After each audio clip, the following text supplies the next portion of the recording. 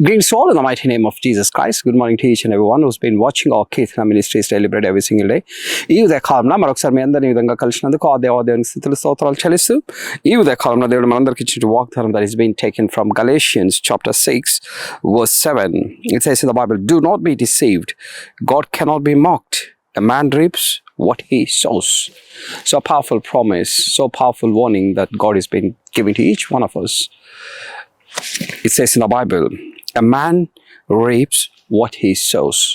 మోసపోకిడి దేవుడు వెక్రింపబడడు, మనుష్యుడు ఏమి విత్తునో అదే పంట కోయను. So powerful statement that is coming from Galatians chapter 6 verse 7. మరి మనం ఈ లోకంలో ఎలాంటి విత్తనం వేస్తాము ఆ పంటనే కోస్తాము.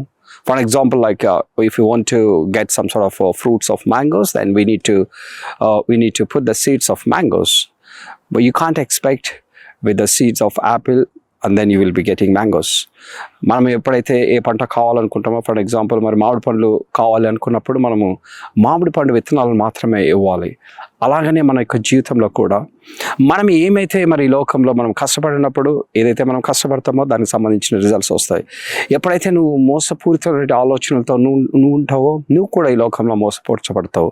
ఈ లోకంలో నువ్వు ఇతరులకు మంచి చేయాలనే ఆలోచన నీకు ఉంటుందో మరి నీకు కూడా మంచి జరుగుతుంది అనేది దేవుడు అందరికి చెప్తున్నాడు. చాలాసార్లు మనం అనుకుంటుండొచ్చు, అన్యాయంగా మన మనుషులకు అన్యాయం చేసి మన ఈ లోకంలో మనము డబ్బులు సంపాదించాలని మనం అనుకుంటుంటాం. కానీ but the Bible says very clearly, ఎప్పుడైతే నువ్వు ఈ లోకంలో ఏదైతే విత్తుతావో, మంచితనాన్ని విత్తితే నీకు మంచి జరుగుతుంది, చెడుతనాన్ని విత్తితే నీకు అదే జరుగుతుంది అనేది బైబిల్లో మరి గలేషియన్స్లో దేవుడు అందరికి చెప్పిన వాగ్దానం. సాధ్యమైనంతవరకు ఈ లోకంలో మనం ఇతరులకు మంచి చేయాలి అని ఆలోచన ఉండాలి, కీడు చేయకుండా ప్రతి ఒక్కరికి మనం సాధ్యమైనంతవరకు మనకున్న లిమిటేషన్లో. For example like if you want to start a business and then you need to have that foundation in our life. నీకు అలాంటి స్కిల్స్ నువ్వు ఒక ఫౌండేషన్ లాగా చేసుకొని then you need to build up your life. For example if you want to come in to this field of preaching gospel, then you need to have a testimony. దేవుని చేత ఎన్నుకొనబడి ఉండాలి, దేవుని చేత నువ్వు గొప్ప సాక్ష్యం కలిగిన బిడ్డవై ఉండాలి. అలాంటప్పుడు దేవుడు నిన్ను బహు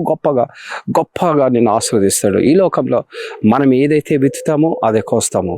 ఫలభరితమైనగా జీవించాలంటే ఫలభరితమైన విత్తనాలు మనము కలిగి ఉండాలనేది దేవుడు మనకు చెప్తున్నట్టు వాగ్దానం. So let's have the small prayer. Thank you, Jesus, for giving one more day in our life. Thank you for the people who's been watching our Kirtana Ministries celebrate every single day. As the Bible says very clearly, it says in the Bible, what you sow, you will be reaping the same. మనుషుడు ఏమి విత్తునో అదే పంట కోయను, మోసపోకుడి. The people who's been watching this video, let those people believe that మనం ఈ లోకంలో మంచితనాన్ని విత్తితే మనకు మంచి జరుగుతుంది. ఈ లోకంలో మన జీవితంలో ఫలభరితమైనటువంటి మనుషులుగా ఉండాలంటే మనము దేవుని వాక్యానుసారం జీవితంలో దేవుని అనుసరించి, వాక్యాన్ని అనుసరించి మనం నడుచుకున్నప్పుడు మన జీవితం కూడా ఫలభరితమై ఉంటుంది. ఈ లోకంలో మనము సాతాను సంబంధమైన బిడ్డలుగా ఉండాలన్నప్పుడు నువ్వు ఈ లోకంలో మరి అంధకార శక్తులతో నువ్వు ఉండగలుగుతావు.